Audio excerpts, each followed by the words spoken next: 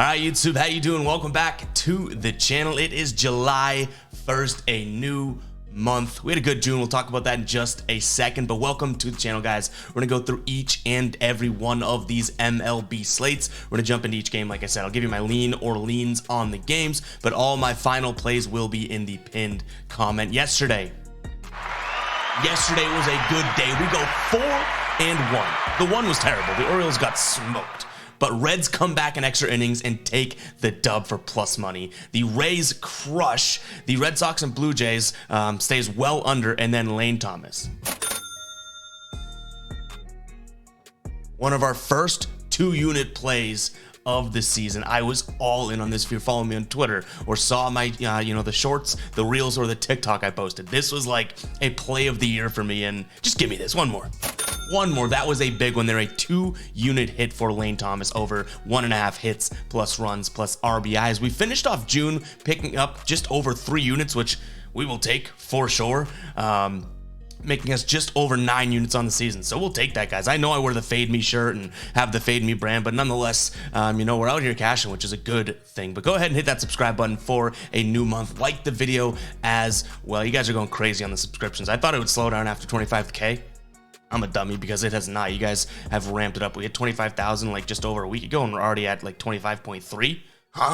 But nonetheless, guys, we're going to jump into today's slate. Before we do, I do want to talk to you guys about good old faithful Outlier here. Outlier is my favorite sports betting research tool, and they help you win. Like, proof is in the pudding. Green is good, red is bad. It is my favorite sports betting research tool. Like I said, we can go ahead and jump in right here. I want to show you a little bit about it here. Player props. Kill player props with Outlier. Have been killing the player prop game with Outlier. You can go through, see all player trends. You can look into plays and see how they've been trending on the season, how they match up against the left-handed, right-handed pitcher they're going up against, or their historics against the pitcher they're going up against as well. And what's cool is that you can place it right from here. 2 clicks, you can add to your picks, go over here, and then, okay, well, it's minus 650 on DraftKings. With 1 click of the button, DraftKings is now going to open, and you guys can go ahead and throw that in with one. You don't have to go digging for it, right? It's right there in your screen. I'd highly suggest you guys check out Outlier today. Honestly, also really great for game picks. You can go to the trends tab where they find trending plays in the market, and also they have FanDuel's pre-built parlays built in, so you can kind of see where these are trending. For example, this one, it's like, okay, well, plus 1900, but no one's really trending in the right direction here. Maybe we stay away from that parlay. Didn't mean to rhyme, but I did. But yeah, guys, go ahead, check out Outlier. Use that link in the description. You're gonna get a 15, I wish, a 7-day free trial, and also put that link in the pinned comment as well. We've gotten great feedback with the Outlier tool, so I'm happy to continue to push it here. But let's go ahead and talk about the ride of the day before we get started here. One of the low spots of the day, LB coming in with Osvaldo Beto over 4.5 Ks.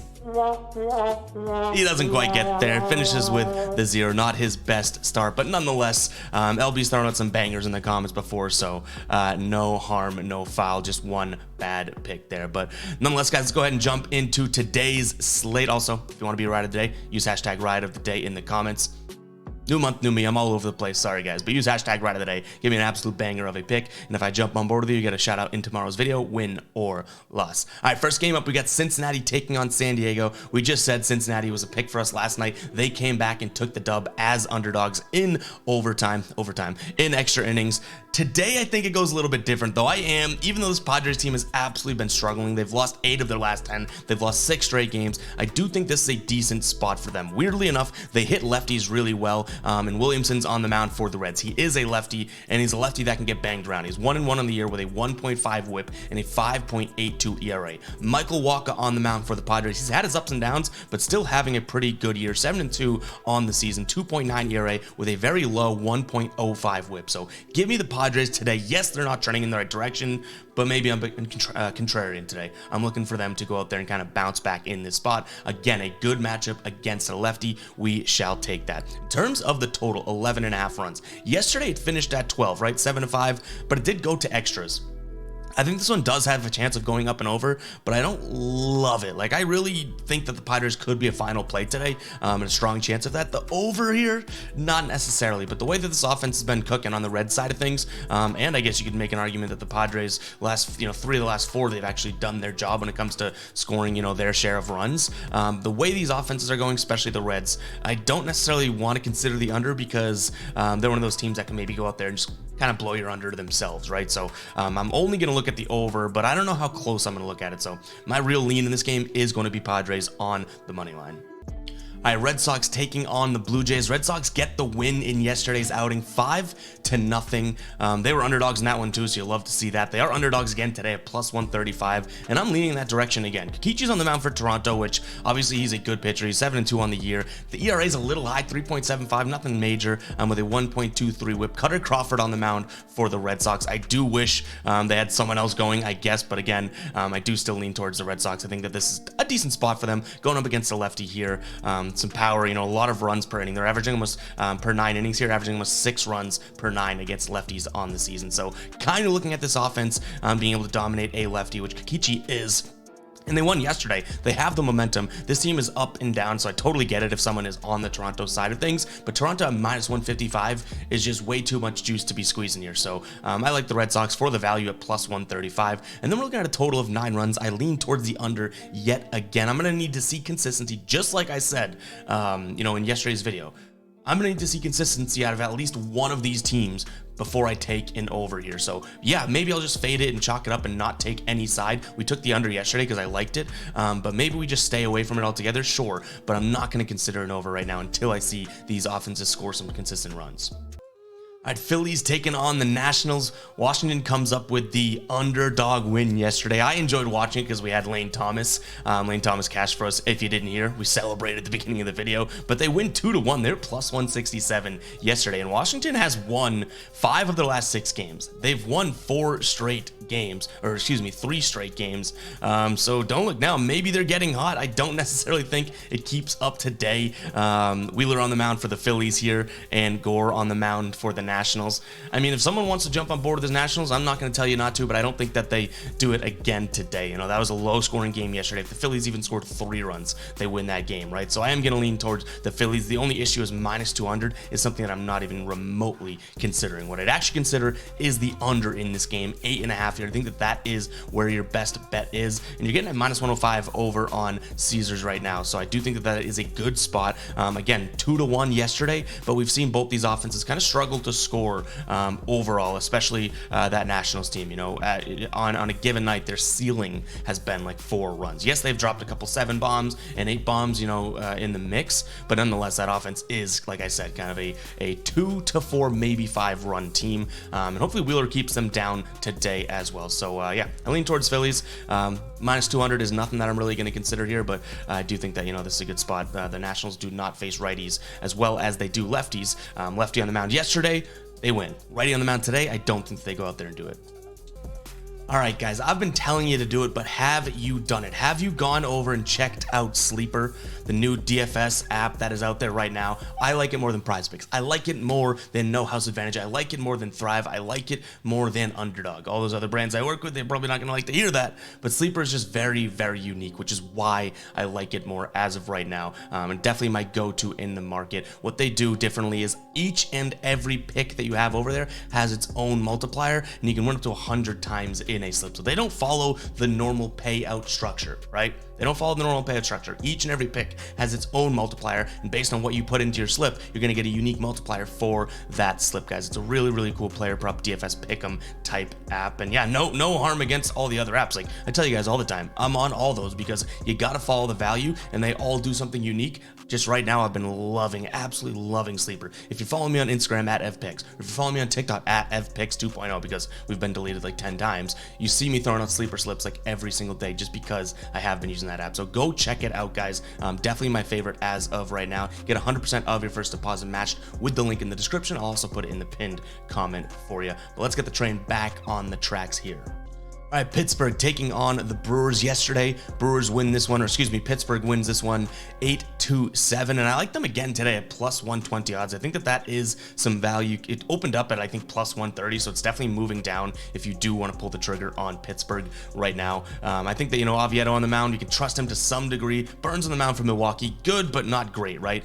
So I do think that, this is a good spot where, Pittsburgh can compete yet again and kind of come out on top. So if they weren't plus money, I don't think I'd look at this, but I do think that these are two teams that are fairly similar. I thought Milwaukee may be getting hot, right? It turns out that, Pittsburgh comes in there and kind of dog walks them. I shouldn't say that. 8-7 game, but nonetheless, I think the value is on the Pittsburgh side of things if you do want to consider a side of this bet. If I'm wrong, go ahead, fade me. Let me know in the comments why you're on Milwaukee, but I just don't think Milwaukee is uber consistent right now to be minus 135 over a Pittsburgh team that can definitely beat them. In terms of the total, I probably like this more than anything in the game. I'm going to be looking at the under of 8 here. Now, you're probably like, what the heck? 8-7 yesterday. Yes, 8-7 yesterday, but I don't think these offenses, definitely Pittsburgh, I don't think this offense is going to stick at the pace where it is. I think it's very due for a sort of down night, which what I mean by down night is if you strip away their last series and yesterday, then they're averaging, like 2 to 3 runs per game. So they've been on a good stretch. And this Milwaukee offense, it seems like their ceiling has been at like 5 lately, right? So I do think that this is a spot that both these teams are due for an under. Texas taking on Houston here. We liked Texas yesterday. They don't come through. They're actually up. I think it was like 3-1, 3-2 at some point. But Houston comes through and wins this one 5-3. But Nathan Eovaldi on the mound for the Texas Rangers today. And if you guys follow along, you know how strongly I feel about Eovaldi on the mound. He's one of my favorite pitchers in the league right now, pitching really, really well on the season. He's 9-3 with a 2.8 ERA and a 1 flat whip going into the 7th inning most starts, which is absolutely crazy. Going up against Hunter Brown today, who's had a good season in and of its own self here, but I do like Texas at minus 134 over on FanDuel right now. I also like the under. I think you have two good offenses, but these pitchers are going to go out there and do their thing today, so I do like the spot. And for what it's worth, Houston does not bat righties all that well. Nathan Eovaldi coming in from the right side, okay? You see that? Coming in from the right side. Splitter, fastball. That's what I got in the junk tank. Nice, have you got a fastball in the junk tank? Comment if you guys would hit a home run off me. If I was pitching against you, would you hit a home run off me or would I strike the hell out of you? Let me know in the comments, guys. Let's move on to the next game here. Like I said, I like the under as well as Texas in this game. I'll tell you right now, nobody's hitting a dinger off me. With this probably, I don't know, I could probably throw 62. I'm getting you out. You're not beating me in a foul shooting competition. That's for damn sure. We got the Orioles taking on Minnesota here. Bradish on the mound for the Orioles. Minnesota is trotting out Bailey Ober in this one. Yesterday's game, we had the Orioles. I can do it. We had the Orioles. They go out there and get absolutely dog walked by the Twins. Twins win 8-1, and based on what I saw yesterday, I can't really fade the Twins again. They're plus 120 with what I would consider the better pitcher on the mound in Ober today, so I'm going to look at the Twins here for some plus money, and I do think that, maybe this could be a trap because why is Vegas being like, oh, well, they killed him yesterday, but hey, now they have the better pitcher, at least in my opinion, but I think he is a better pitcher for sure. And all of a sudden, they're still plus 120 underdogs. Maybe they're trying to tempt people to take Minnesota, which is a little worrisome, but nonetheless, I do lean towards the Twins. And then in terms of a total 8.5 runs, I can't imagine Baltimore scores 1 run again. I think this Twins offense can kind of keep up a pace of 8, which is kind of crazy because they hadn't been doing that beforehand. But, if they give you 5-6 runs, I think Baltimore's going to come in there and at least score, 4 or 5 runs as well. So I'm going to lean towards the over again. Even with decent pitchers on the mound, I think these offenses are kind of ready to go.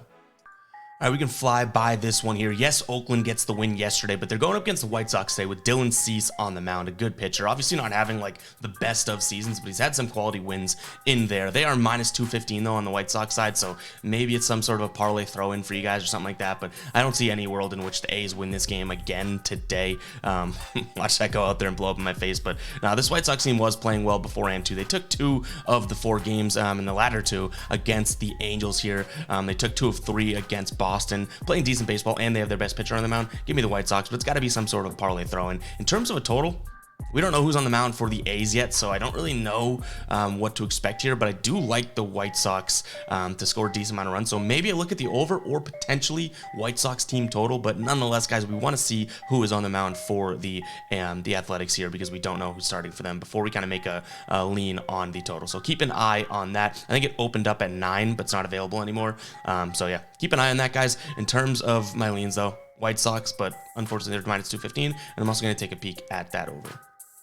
This game was so close to being a final play yesterday, and we didn't pull the trigger. I wish we did.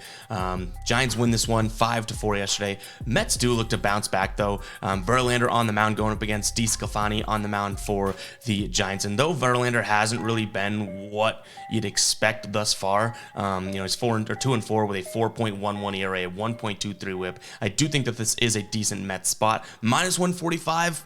Decent amount of juice to be paying, I'll be completely honest, but I do think that this is a game in which the Mets come back and win this one. And then in terms of the total, 8.5 runs, we saw 4-5 yesterday. Mets scored 4, Giants scored 5. That ended at 9. The pitching could be kind of similar. Today, I think the Mets have the better pitcher. Yesterday, the Giants have the better pitcher. I think this one probably finishes right around that mark, which I do lean towards the over because that was 9. This is 8.5, but it's damn close. So I don't know how confident I am in pulling the trigger on that as a final play, but I do lean towards the over ever so slightly, guys. And if you are still watching at this point in the video, 15 minutes into the video, what should you comment? I think you should comment 15 because you're 15 minutes into the video. And again, let me know if you would take me deep if I was pitching against you. Let me know. The shoulder's ready whenever you guys want the smoke. But go ahead and comment 15, guys, if you are still watching. I appreciate it if you still are. 15 minutes of this annoyance is crazy that you guys can tolerate that. So thank you guys very much. Let's keep it going here. Next game up. Braves taking on Miami. I told you guys the Braves would win by 2 runs, right? I didn't think they'd win by 14 runs, though. So that is just crazy. I'm still going to lean towards the Braves again today. Actually, I think they have some decent odds at minus 165, but they've just been so red hot. They are due. This is tough to say because I am leaning Braves. But they are so due for like a bad loss, and I could see this being the spot. Yuri Perez on the mound, who's having a good year, right? Going up against Charlie Morton, who is a good pitcher, but I could totally see this being that letdown spot, and the Marlins capitalize. So I'm leaning Braves because they are red hot, and I think it'd be silly to bet against them right now. But don't say I didn't tell you so if all of a sudden the Marlins go out there and win that one. That's like the thing that's probably going to keep the Braves off my final plays slip, just because I could totally see them, at some point kind of catching a bad loss here, and I think they're due for that. So nonetheless, I still think it's a fine, educated, smart bet to go with Braves, but there's something in this big old gut of mine that's telling me that, they could have a bad loss at some point. In terms of the total, 9 runs, 16 yesterday for the Braves, 4 from the Marlins. I kind of want to just fade what happened yesterday and look at the under. If you look at these two teams prior to that, they were cashing unders, in their series leading up to that. So I am going to lead towards the under 9 here with 2 decent pitchers on the mound. Hopefully they can keep the offenses tamed and we don't see a team go for like 16 runs again. All right, Tampa Bay taking on Seattle here. Kirby on the mound for Seattle. Glass now on the mound for Tampa Bay. Tampa Bay with a big victory yesterday. That game was tied 4-4 for like the longest time. Then all of a sudden they just explode 15-4 as a final score there. And Tampa Bay gets it done for us. We were on Tampa Bay. Another win for us yesterday. Again, the Orioles was our only game in which we clearly just did not have a good vibe for it yesterday. But today, Tampa Bay still sitting at minus 120, which, yeah, I think I lean towards them again. Like, yes, they've been rocky. They've now won 3 games in a row, so giving them a little bit of credit here, but what I like to see is that the odds aren't catching up to how good this team is. Like, they've been rocky, right? But they're still one of, if not the best team and the best offense in baseball. So with a good pitcher on the mound and Glass now, I am going to look at Tampa Bay yet again because I think minus 120, you're not going to get many chances to pull the trigger on a minus 120 Tampa Bay money line this season unless they're playing something really good, which I don't consider the Seattle team really good that whatsoever. So I'm going to lean towards that. In terms of the total, 7 runs. Let me tell you something. This is so low that I'm looking at the under. Like, why is it sitting at 7 runs? That is so low that, what was yesterday? 7.5, and everyone took the over, and it worked out. I think a lot of, average Joe, just, non-educated bettor is going to come and being like, I took 7.5 yesterday. They scored 19 runs, right? So while it's 7 today, I'm going to take it over again. McClanahan's not on the mound. He's the best pitcher in the mix thus far. But I just do not see that being the move today. For whatever reason, I'm kind of trying to line read here, and I'm looking at the under 7. I don't think I pull the trigger on it, but that is like a big caution sign of like, hey, like this is weird. Maybe stay away. Something smells fishy, so I'm sticking away from that total, but I would lean towards the under if anything, because it's almost like they want you to take the over, and I'm not doing anything they want me to do. But Tampa Bay is my main lean in this game.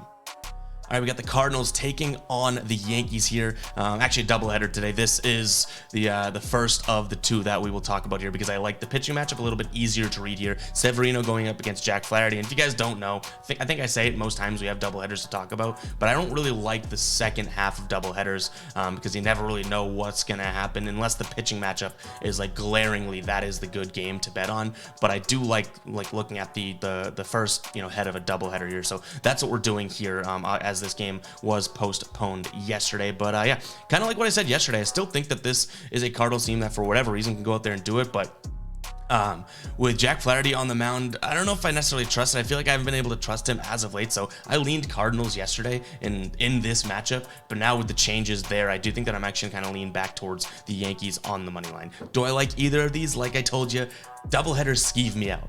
Why? I don't know. I can't really explain it, but it's something different when a postponed game rolls into the next day and then you have to play early and then play your normally scheduled broadcast game later on. Like that's, to me, throws players off, and we don't get a true sort of, depiction of what would have happened in these games independently, which makes it hard as a bettor or someone trying to analyze the game to kind of go in there and feel like you have an edge. Like when something's thrown off, all the data doesn't really matter now, because that was all supposed to be yesterday.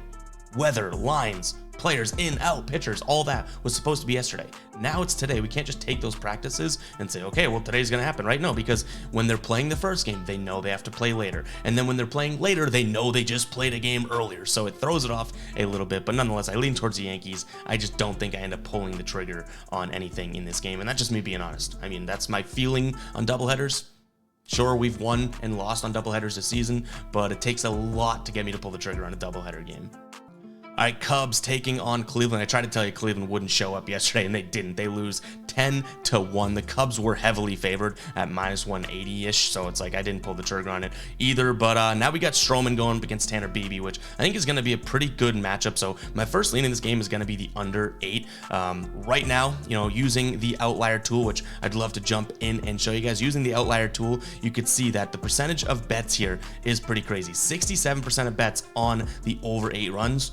96% of money on the under. So another cool tool in the outlier tool, guys, that you can use is that percent of bets and percent of money. And if you don't know what that means, the percent of bets is the overall percent of bets. Every single bet counts as the same amount in terms of percentage, but percent of money is obviously if someone's throwing 100 grand on a game, they're going to sway things a little bit more than the guy that's throwing $100 on the game. So think of the money as the total money on the game, and then the bets are the total amount of bets on the game. And when those differ, there is a kind of a story to be told, because a lot of people say the public would be considered the percent of bets, whereas the sharps and the heavy hitters are the percent of money. And a lot of the times following the money can be a profitable strategy in sports betting, which is kind of what we're doing today. But I also like it just from the pitcher standpoint of Stroman and Beebe on the mound here. So I lean towards the under. In terms of a game pick, I'm gonna like the Cubs again. I think this Cubs team is kind of going in pockets of winning a bunch of games, losing a bunch of games. They won yesterday big. I think they're just beginning sort of another pocket of 3 to 4 wins here. So do I like that as a final play? Possibly, but I like the under a lot more. So keep an eye on the pin comment to see what ends up being pulled the trigger on, if that's grammatically correct. But nonetheless, guys, I do like the under as well as the Cubs. All right, Royals taking on the Dodgers. Yesterday went just about as expected. Dodgers win that one big time, 9-3. Urias on the mound for the Dodgers today, going up against Lynch. Again, I don't really like, this spot. The Royals kind of throw off when we do these spots because it is just kind of a pass game for me. I like the team that's playing the Royals, but they're always juiced to the max. So I like the Dodgers here, maybe in some sort of a parlay throw-in. They're starting to become 3 of their last 4 as favorites on the run line. They've won and covered, so maybe we look at that. They haven't been all that great to the run line on the season, so keep an eye on that. But, if you do want to take this as an individual play, I would lean Dodgers run line. But they just recently got hot on the run line here. In terms of the total 9.5, I can see the Dodgers keeping their offensive output up. Last 3 games, 8 runs, 14, 9 runs.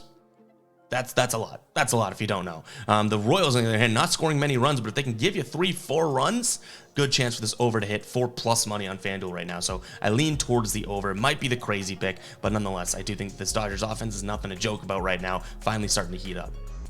All right, Colorado taking on the Tigers. Colorado gets the 8-5 win yesterday. We made a joke about this series, and the joke's still going to stand for me. I think that this is obviously an instant classic of a series, but we don't know who's on the mound yet for either team, so we don't even have opening odds. So I almost laugh at it. Keep an eye on the pin comment to see if any final plays come up this game, but I don't think there will be, so we can just kind of move past it. I'll probably like the under like I always do because those unders at Colorado are hitting more. They didn't yesterday, but are hitting more often than not this season. But nonetheless, guys, I don't really think I'm going to have a final play on this game. And you are a psycho. You're an absolute psycho if you love something in this game. I'll tell you that right now. You might be a genius, but you're psycho.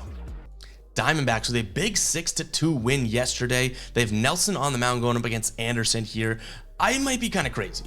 Might be kind of crazy because this Angels team, before I would say before last week was playing good baseball, but it's almost like they kind of fell off here. And this Arizona team bats lefties really, really well. Actually, their offense has been kind of firing really well. I would say, with the exception of what was the last series they played, Tampa Bay. With the exception of the Tampa Bay series, their offense has been on fire. So I'm going to lean towards Arizona for plus 106 over on FanDuel. Might be crazy, but I think this is a good spot against Anderson for them. Again, a lefty pitcher who is no stranger to letting up a bunch of runs and hard hit balls. So yeah, I'm gonna lean towards the Diamondbacks here for plus money. Then in terms of the total, 10 runs, I think this is gonna be an offensive output from the Diamondbacks. The Angels, on the other hand, haven't scored that many runs, didn't score that many runs, but have been scoring a decent amount of runs. So I think I'm gonna lean towards the over. But you can probably tell in my voice, I'm kind of still very much on the fence. But nonetheless, I think the Diamondbacks get the win today, which is kind of crazy because this Angels team, I ragged them in the beginning of the year. If you guys have been watching all year long, I was like, they're not real. Everyone loves them because they have so many, or a couple stars and some young guys on the team, right? They kind of proved me wrong. They've had some big time quality wins this season, but they're still kind of that right around 500 team that I told you guys that I think they would be. So it's worth noting this Arizona team having a good year, and you're getting them at an underdog price here. So I like the Arizona Diamondbacks. And yeah, it's going to wrap it up for today's video. Hopefully you guys did enjoy the video. I'll catch you guys in the next one, all right? I don't think we'll be recording from here. I'm going away for the night, so we'll probably have a makeshift recording tomorrow from an Airbnb room or something like that. So FYI, but nonetheless, we'll still get the video out, hopefully. And yeah, keep an eye on all my Instagram reels as well as TikTok for the player props and sleeper picks and everything like that. All right, guys? Catch you guys in the next one. Peace out.